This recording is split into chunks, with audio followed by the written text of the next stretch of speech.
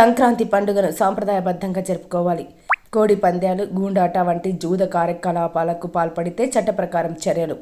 సంక్రాంతి పండుగను కుటుంబ సభ్యులతో సాంప్రదాయబద్ధంగా సంతోషంగా జరుపుకోవాలని Kirlampudi MPDO Bade Rajeswararao, tahsildar KV Madhavarao, SI P Umamaheswararao ప్రజలకు పిలుపునిచ్చారు. సంక్రాంతి పండుగను పురస్కరించుకొని ఎవరైనా కోడి పందాలు, గుండాట వంటి అసాంఘిక కార్యక్రమాలకు పాల్పడితే చట్ట ప్రకారం చర్యలు తీసుకోవడం జరుగుతుందని హెచ్చరించారు. మండల కేంద్రమైన కిర్లంపూడితో పాటు వేలంక తదితర గ్రామాల్లో పర్యటించి ప్రజలకు అవగాహన కల్పించారు. ఈ సందర్భంగా వారు మాట్లాడుతూ గ్రామాల్లో ఎవరైనా జూద కార్యకలాపాలు నిర్వహించినా అట్టి వారికి సహకరించినా చట్టరీత్యా నేరమన్నారు.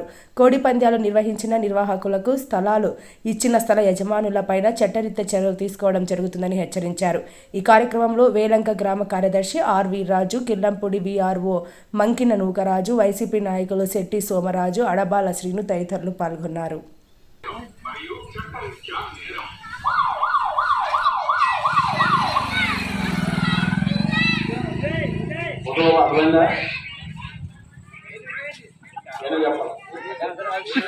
లేదంటే ఎటువంటి ప్యాకాట శిబిరాలు, యువత శిబిరాలు కానీ మనము ఎట్టి పరిస్థితులు నిర్వహించకూడదు. నిర్వహిస్తే చట్టరీత్యా చర్యలు తీసుకునే అవకాశం ఉంది.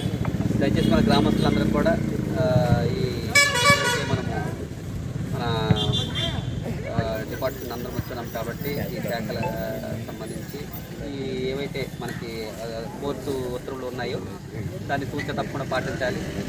సంక్రాంతి అంటే ఒక సాంప్రదాయబద్ధంగా మనం నిర్వహించుకోవాలి తప్ప ఇటువంటి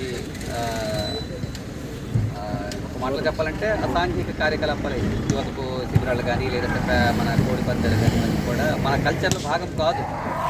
మన సంస్కృతిలో భాగం ఏంటంటే చక్కగా రంగవల్లికలు లేదంటే ఇతరత్ర గాలిపటాలు ఇలాంటివి ఉన్నాయి. కానీ కోడి పందాలు, జ్యోతపు శిబిరాలు ఇవన్నీ కూడా సంస్కృతిలో భాగం కాదు.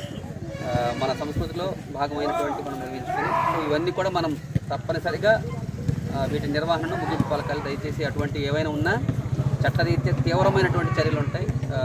ఫైన్ కూడా చాలా ఎక్కువగా 2 lakhs నుంచి 3 lakhs వరకు మనకి ఫైన్ కూడా ఉంటుంది.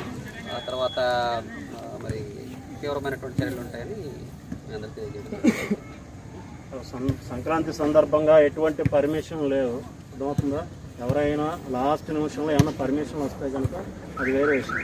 పర్మిషన్ లేకుండా ఎవరైనా కనుక వేస్తే కనుక చట్టపరంగా చర్య తీసుకుంటారు, జైలుకి పంపిస్తారు. ఓకేనా?